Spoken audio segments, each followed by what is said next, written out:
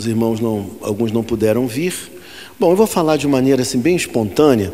Nós vamos ler ainda o capítulo 17, só que agora o capítulo 17 nós vamos enfrentar os versículos de 8 em diante, né? Que é de onde nós paramos.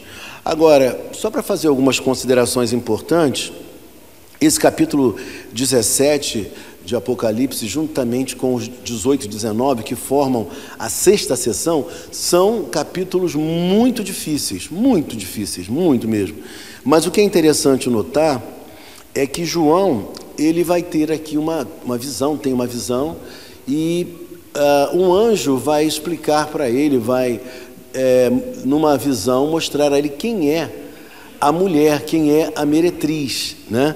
Então, é disso que o texto está tratando aqui. Bom, vamos caminhar a partir do versículo de número 8, então. Qualquer coisa que eu tiver que retornar, eu retorno, para a gente poder falar de outras questões. Bom, a besta que você viu era e já não é. Vocês lembram o que a Bíblia fala? Aquele que é, que era e o que mais? Que há de ser, né? Mostrando o quê? A eternidade de Deus, né? Que Deus, ele era, é e sempre será, né? Então, ele é eterno. Então, é justamente isso que o texto está querendo mostrar aqui, numa, como eu poderia dizer, numa comparação com as forças do mal, né? O que ele está querendo mostrar para nós. E aí o texto diz assim, olha, versículo de número 8, a besta que você viu era e já não é. Então tem a ver com justamente essa transitoriedade da força maligna, do mal, né? A besta não é eterna, como o cordeiro é eterno. Então, era e já não é. Ela está para subir do abismo e caminha para a perdição, né? Então você deve lembrar uma coisa importante também nesse versículo, que quando Satanás, quando na cruz do Calvário Jesus desfere um golpe mortal sobre Satanás, o que acontece? Satanás, durante um tempo, ele está como? Ele está acorrentado, ele está amarrado. Não amarrado literalmente, né, uma linguagem simbólica para dizer que o seu poder de enganar as nações, ele foi freado. Ele agora não pode enganar as nações. A igreja pode caminhar, pregar o evangelho, anunciar o evangelho, porque Satanás está amarrado. Mas não significa dizer com isso que ele não tenha poder algum. Ele tem poder, lógico, tem poder. E o texto mostra para nós que ele vai ressurgir, né? A força maligna vai ressurgir bem próximo ao final dos tempos. Mas só que o texto nos fala algo muito interessante, né? Aqui no versículo de número 8, o texto nos fala que isso não será para sempre. Então, diz que está para subir do abismo e caminha para a perdição, né? Então, o seu destino já está o quê? Decretado por Deus, o destino dele. E aí o texto diz, ou dela, né, da besta, os habitantes da terra, cujos nomes não foram escritos no livro da vida, desde a criação do mundo, ficarão admirados quando virem a besta, porque ela era, agora não é, e entretanto virá. Compreendeu? Então, o que acontece aqui? A besta vai ressurgir e ela vai encantar, ela vai seduzir a muita gente. Mas a quem ela vai seduzir? Aqueles que, diz aqui o texto, veja comigo, ó, os habitantes da terra, cujos nomes não foram escritos no livro da vida. Aqueles que são de Cristo, que têm o nome no livro da vida, esses não podem ser enganados jamais, entendeu? Então, isso para nós é algo que traz muita segurança. E aí, fica claro também o seguinte, que dentro de toda a história da humanidade, nós temos as pessoas que serviram a besta, as pessoas que não fazem parte do povo de Deus. Não existe essa história de isenção. Eu não sou de Cristo, nem sou das forças do mal, não sou também da besta. Não. Ou você é de um, ou você é de outro. E o que nos faz sobreviver a toda essa pressão e sedução reside no fato de nós termos o nosso nome escrito no livro da vida do Cordeiro. Nós somos de Deus, então nós não passaremos por isso aqui, mas o texto está dizendo, eu digo não passaremos, que eu quero dizer, não incorreremos no pecado de seguir a besta, é isso que eu quero dizer. E aí diz assim para nós, na parte final do versículo 8 diz assim: ficarão admirados quando virem a besta, porque ela era, agora não é. Por quê? Porque ela está cerceada hoje no seu poder. Só que a força do mal vai ressurgir com muita força no tempo final, tá? Versículo 9. Aqui se requer mente sábia. As 7 cabeças são as 7 colinas sobre as quais está sentada a mulher.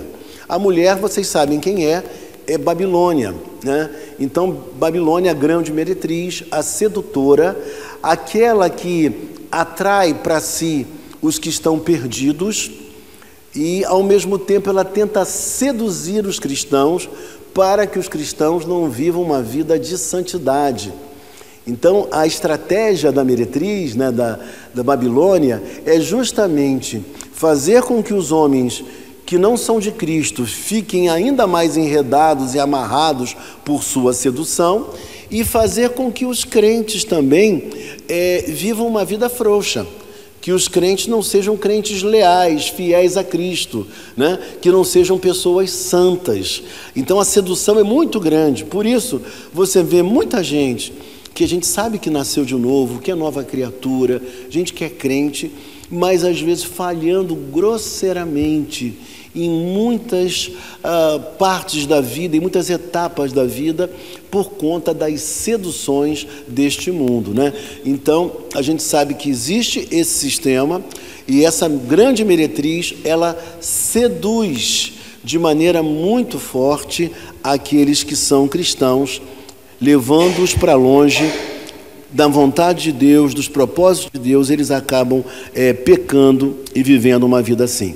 Bom, as 7 colinas é uma referência à cidade de Roma, ao Império Romano, porque a cidade de Roma, ela foi construída, foi edificada sobre 7 montes, né? Então, a figura aqui é do próprio Império Romano, que era o império da época do apóstolo João, do 1º século. Esse era o império que estava vigente naquele período. E aí, o texto vai nos dizer ainda assim, veja comigo, versículo de número 10. São também 7 reis, 5 já caíram, um ainda existe, e o outro ainda não surgiu, mas quando surgir, deverá permanecer durante pouco tempo. Bom, algumas coisas importantes da gente frisar aqui. Ele fala, ele faz menção aos impérios antigos que já existiram no mundo, né? Então a gente lembra, por exemplo, de Babilônia. Primeiramente, Babilônia é aquela Babilônia mais antiga de Nimrod. Depois vem a Síria, depois vem a Babilônia de Nabucodonosor, depois vem o Império Medo-Persa, depois vem o Império Greco-Macedônio, né? E depois vem o Império Romano. Vem o Império Romano depois. Na época de João, no 1º século, o império era o Império Romano. Mas o que é importante pensar aqui é o seguinte: ele está querendo dizer que em toda a humanidade, em toda a era, em toda a história, sempre houve uma atuação da grande meretriz, da sedutora, em todas as épocas. E ela é representada por esses impérios, né? Como o texto fala aqui em reis e fala em reinos. Então ela é representada por esses impérios. E uma coisa importante dizer é que isso aponta para o poder, um poder despótico contra a igreja e contra quem é do bem. Isso também aponta para a realidade que a grande estratégia dessa grande meretriz é nos afastar cada vez mais dos valores e dos princípios de Deus, mais através da sedução. Vocês já viram quantas coisas nos seduzem? Vamos pensar, por exemplo, algumas coisas. O poder. Poder é algo que seduz a gente, né? Fama seduz a muita gente. Dinheiro, não é? Status, hein? Status. E essas coisas têm um poder atrativo muito grande. Talvez numa área não mexa tanto com você, mas em outra área, de repente, aquilo já toca em você, né? Eu lembro de um cantor muito famoso, evangélico, né? Que a gente tinha uma proximidade dele, conhecíamos ele, e uma ocasião ele entrou no Plaza, em Niterói, e ele disse que ele não conseguiu andar no Plaza porque todo mundo parava para falar com ele. E quando eu soube daquilo, eu falei assim, gente, a Bíblia nos ensina que a gente não deve se orgulhar disso, né? Mas sim do nosso nome estar arrolado no livro da vida, e não da fama, da proeminência, de ser conhecido, de ser famoso. Então, veja como isso é extremamente sedutor, mesmo sobre os cristãos. Ter posição na sociedade, ser alguém muito famoso, né? E as pessoas, por conta disso, elas usam de todas as estratégias para alcançar esses postos de destaque na sociedade. Isso é Babilônia. Babilônia é esse encantamento que vem sobre nós, às vezes até em coisas lícitas, mas que acabam dominando o nosso coração e ocupando um lugar central na nossa vida. Isso é Babilônia, entendeu? Então, é a filosofia, é o pensamento, é a sedução que todos nós enfrentamos, né? E aí, o versículo ainda nos fala da seguinte forma: 5 já caíram, um ainda existe, que é, na verdade, o Império Romano, que na época existia, ainda estava vigorando o Império Romano na época, mas ele fala que o outro ainda não surgiu. E quem é esse outro que ainda não surgiu? É justamente o Império do Anticristo.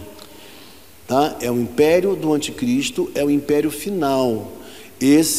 Ele vai aparecer, mas não vai ser por muito tempo, né?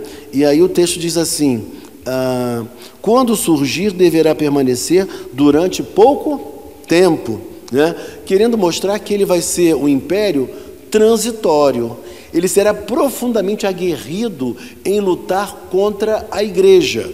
Ele vai ter uma disposição tremenda para vir contra os crentes, querer derrubar os crentes, mas a palavra nos assegura que isso vai se dar por pouco tempo. Não sabemos dizer quanto tempo será, mas sabemos que não será por um tempo muito grandioso, né?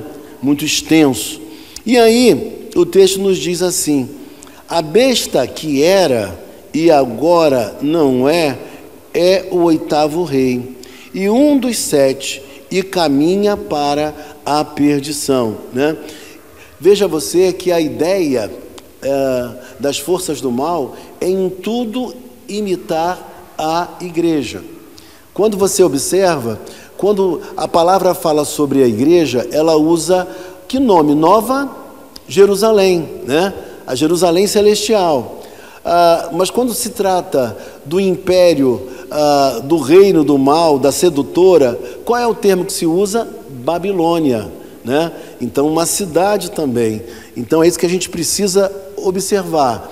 Babilônia é tida como a meretriz, a prostituta, aquela que seduz, mas a igreja, a Nova Jerusalém, ela é a noiva de Cristo.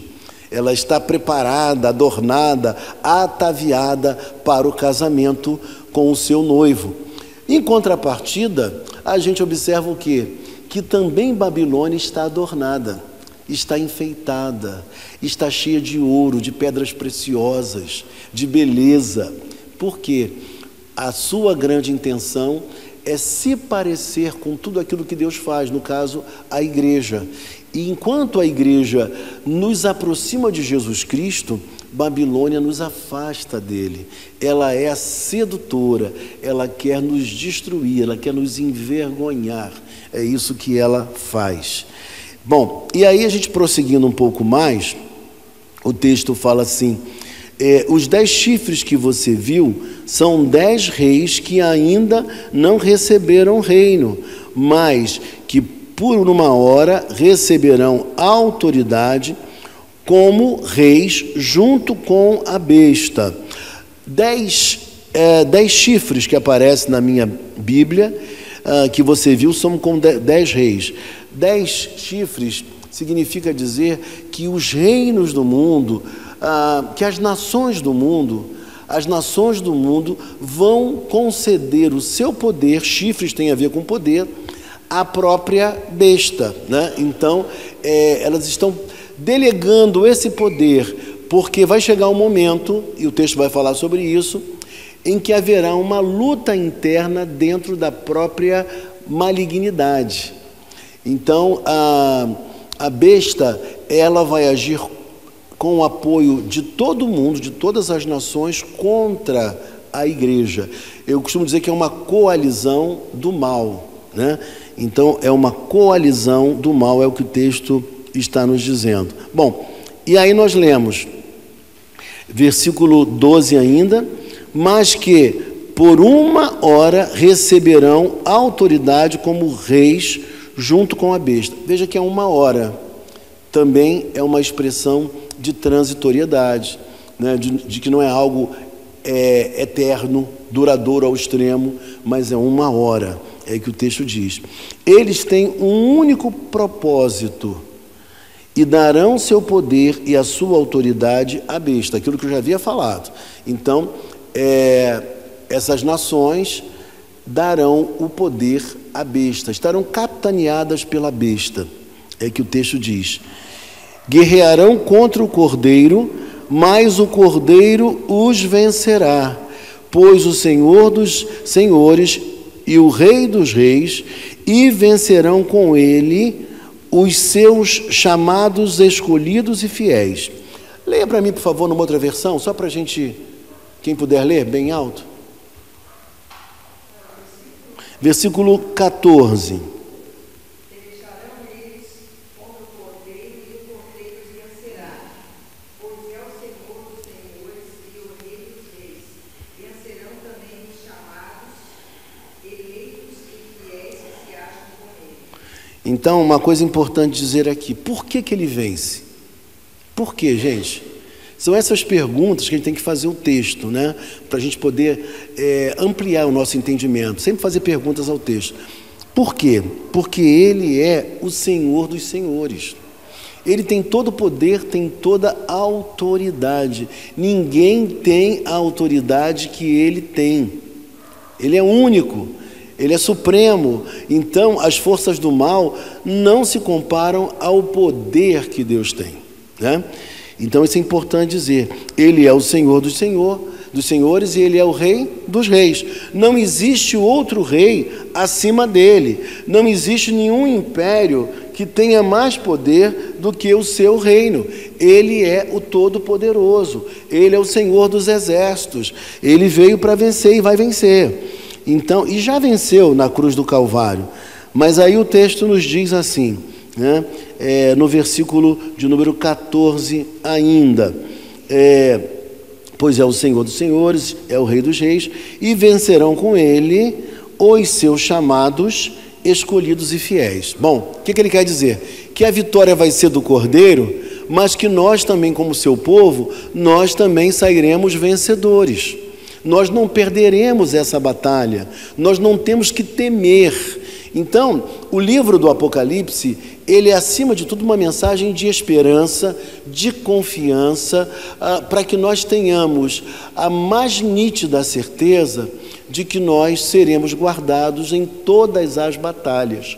Então, queridos, mesmo os males que nós enfrentamos na vida, problemas de toda sorte, às vezes problemas dentro de casa, às vezes problemas financeiros, saúde, ou até mesmo perseguição religiosa, tudo isso não deve nos assustar tanto, porque Deus, Ele está sempre conosco, né?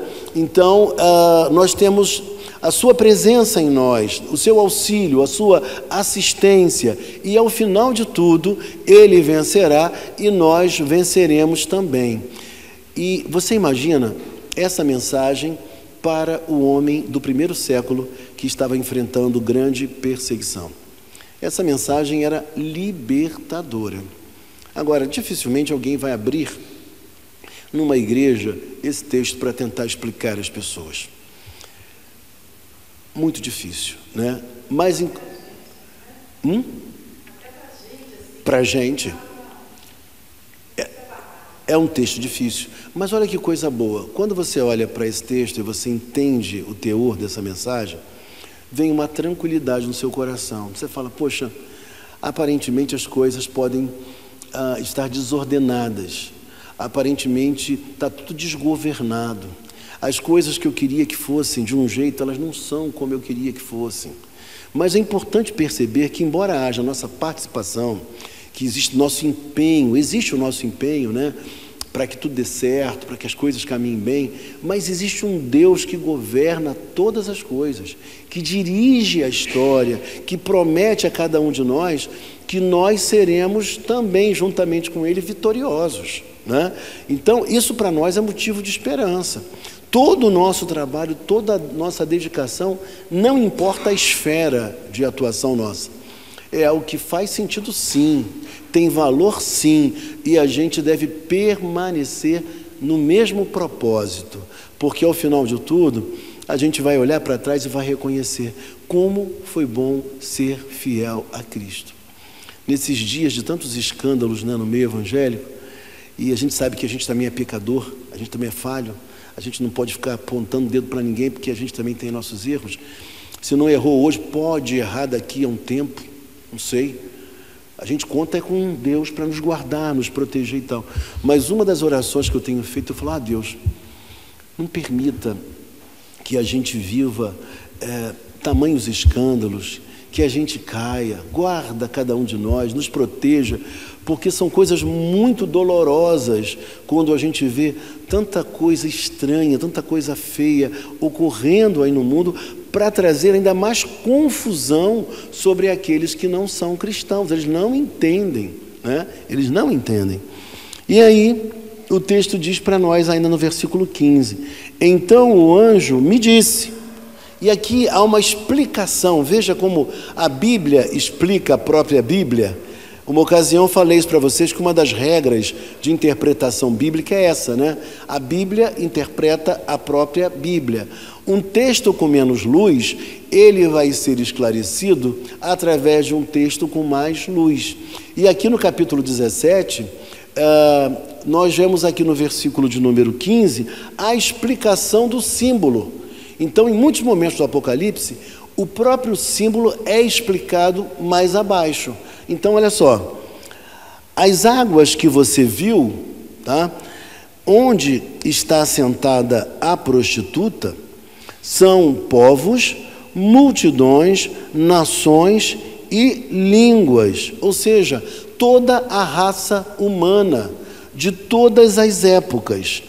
A besta e os 10 chifres que você viu odiarão a prostituta. Olha que coisa doida agora. Uma briga interna dentro das forças do mal, dentro do exército do inimigo.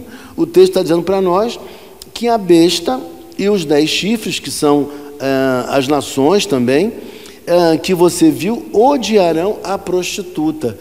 Vai chegar um tempo que elas também acordarão e se indisporão contra a própria Babilônia, né?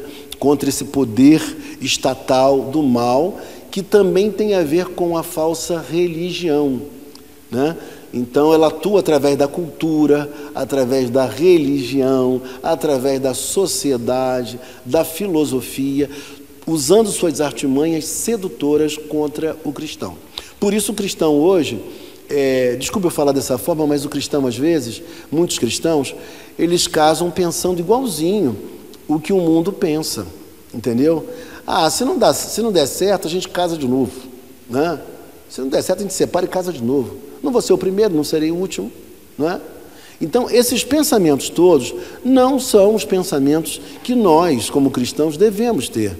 A gente tem que perseverar, a gente tem que lutar, né, pelos nossos valores, pelo nosso casamento, por tudo aquilo que é importante, pelos nossos filhos, né, criá-los bem no temor do Senhor. São valores que a gente não pode, de maneira alguma, desprezar. Tem gente que é cristã e, de repente, pensa assim: meu filho é homem. Então, se ele é homem, deixa ele agir como homem aí, mas não homem bíblico, né? Mas no aspecto mundano. E, sinceramente, irmãos, isso não está certo. A gente não quer isso para os nossos filhos, nem pode querer, porque já seria uma influência de Babilônia sobre nós, né? Das forças do mal. E aí o texto nos diz assim: e eles a levarão à ruína e a deixarão nua, comerão a sua carne e a destruirão com fogo. Agora vem uma coisa interessante aqui. Veja como Deus, isso choca muita gente, né?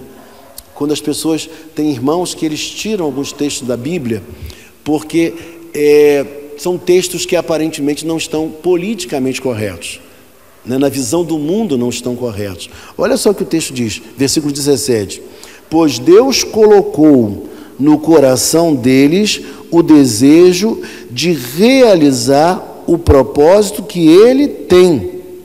Então é Deus influenciando para que o propósito que ele próprio tem, a sua visão, o destino que ele quer dar à história e às coisas, que isso possa acontecer. Deus é soberano, inclusive, para trazer uma cisão, uma luta interna dentro da coalizão do mal, entendeu? É Deus agindo, é Deus fazendo, porque Ele é o Senhor, entendeu? Ele é o Senhor. Isso é muito interessante de ver, que Ele continua governando todas as coisas e vai dando o destino que Ele deseja à história, né? E aí o texto fala: pois Deus colocou no coração deles o desejo de realizar o propósito que ele tem, levando-os a concordarem em dar à besta o poder que eles têm para reinar, até que se cumpra as palavras de Deus, né? A mulher que você viu é a grande cidade que reina sobre os reis da terra. Então, aqui no capítulo de número 17, ficou patente para nós quem é essa mulher, qual é o papel desta mulher, as suas estratégias. A estratégia dela é a mesma estratégia de uma prostituta, por isso o termo utilizado. Outra coisa interessante da gente falar, sempre na Bíblia, ainda mais no Antigo Testamento, a prostituição e a idolatria estão intimamente ligadas. Idolatria e prostituição estão intimamente ligadas. Uma coisa leva a outra, se retroalimentando. Então, é um problema muito sério. Onde há idolatria, a gente observa também que existe prostituição. Em Corinto, por exemplo, havia 1000, diz a história, 1000 prostitutas cultuais. O culto idolátrico envolvia orgia sexual. Então, o cuidado que nós precisamos ter com a falsa religião. E o grande perigo para todos nós é que no final dos tempos, já está acontecendo hoje, lógico, estamos vivendo o final dos tempos, a religião, ela não vai ser só aquela religião que você olha e fala, essa religião não é de Cristo. Nós verificaremos algumas religiões que elas falarão de Cristo, que elas aparentarão algum símbolo cristão. Ela vai falar de Cristo, mas não do Cristo como está na Bíblia. Você lembra do cordeiro? Tinha aparência de cordeiro, mas falava como dragão, lembra disso? Então, a falsa religião, a religião sedutora, ela está aí para desviar as pessoas. A sua mensagem não é verdadeiramente a mensagem do Evangelho. A mensagem que há é uma mensagem de sedução, é uma mensagem de vida muito boa, de não enfrentar dificuldades, de não ter problemas, de ter todas as coisas que você sonhar, quando a gente sabe, irmãos, que isso não é verdade. Nós temos aqui pessoas mais simples, nós temos pessoas com mais situação financeira, mas ninguém aqui tem tudo que quer. Nós temos pessoas mais simples e nós temos pessoas com mais condição, mas todos nós enfrentamos problemas de toda sorte. Não existe essa perfeição.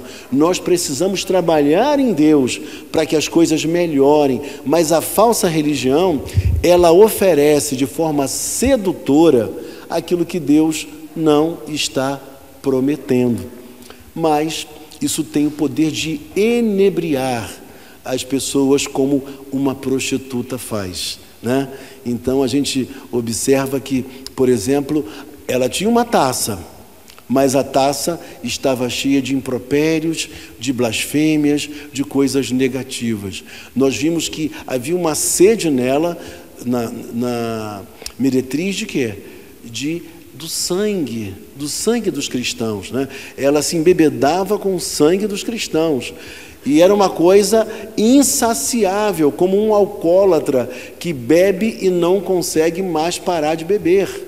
Compreende? Então, tamanha era a voracidade dela contra os cristãos. O nosso cuidado deve ser esse, porque suas artimanhas, elas são profundamente sedutoras contra o cristão. Se ela fosse declaradamente a falsa religião, se ela se declarasse como falsa, muitos de nós nem ouviria, muitos de nós nem chegaria perto, né? Não, isso aí não é de Deus, não, é muito declarado, não. Mas existe essa faceta de aparentar ser de Deus, aparentar ser de Cristo, e isso nos seduz, isso mexe com o nosso coração. Ela promete aquilo que ela não pode dar, gerando inclusive o quê? Frustrações. Quantas pessoas estão indo nas igrejas, buscando igrejas, e nessas igrejas prometem a elas, a essas pessoas, a solução de todos os seus males, mas elas continuam ainda complicadas, elas continuam ainda com problemas, com lutas, porque são questões que não se resolvem num passe de mágica. E a Bíblia a todo tempo nos esclarece, nos mostra isso com muita transparência. Esse texto é um texto extremamente atual. Vocês já viram aqueles golpes que dão no banco, quando você está num banco, né? Segura isso aqui para mim que eu vou ali, não sei o que, essas histórias que tem por aí, né? Que as pessoas enganam as outras, né? Fica com esse pacote tem um valor imenso aí dentro, fica com esse bilhete aqui que eu ganhei na loteria, essas enganações todas que vocês conhecem, tudo isso é o quê? É para despertar aquilo que nos seduz e a gente cai no golpe. Eu conheço pessoas que caíram nesse golpe, né? Da mesma forma a falsa religião.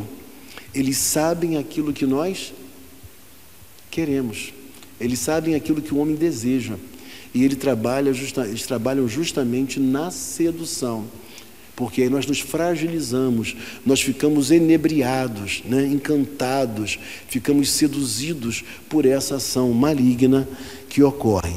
Na semana seguinte, semana que vem, nós iremos falar sobre a queda de Babilônia, né?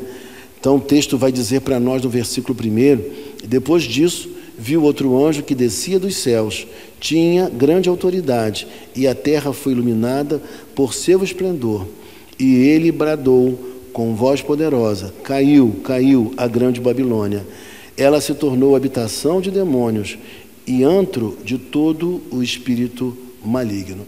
Então nós vamos verificar na semana que vem a sua queda, como se deu, os detalhes, a advertência que nós vamos encontrar também no versículo de número 4, né? Então ouvi outra voz dos céus que dizia: saiam dela, povo meu, né? Para que vocês não participem dos seus pecados, né? Então, gente, sair de Babilônia, não se vincular à Babilônia, é algo extremamente difícil, inclusive para você e para mim, porque nós estamos dentro desse mundo, nós vivemos nessa realidade, embora os nossos valores sejam valores do reino de Deus, são valores superiores, mas todos nós somos constantemente atacados por esses valores equivocados que estão presentes na sociedade. Então, o alerta é esse, para que você, para que eu também, todos nós, tenhamos todo o cuidado, porque a proposta sedutora, as ideias desse tempo, elas não são as ideias de Cristo. A igreja é um lugar onde se prega a verdade. Nós temos um compromisso de falar a verdade do púlpito, de ensinar aquilo que precisa ser ensinado, ainda que aquilo não dê tanto ibope, né? As pessoas estão em busca de soluções imediatas dos seus problemas. Mas outra coisa importante dizer, toda saída fácil que o homem pode encontrar, ela sempre vai trazer consigo consequências muito pesadas. Por isso, toda atitude nossa precisa ser muito bem avaliada, muito bem pensada, pedir direção a Deus sobre o que Ele quer para a nossa vida, porque senão a gente pode lá na frente se arrepender, né? Mas as marcas, elas ficam das nossas escolhas, dos nossos equívocos. Então, eu vou parar por aqui nesta manhã, mas caiu a grande Babilônia, a sedutora de todos os homens, de toda a humanidade. Que Deus abençoe a todos nós. Semana que vem, se Deus quiser, nós voltaremos com o capítulo 18.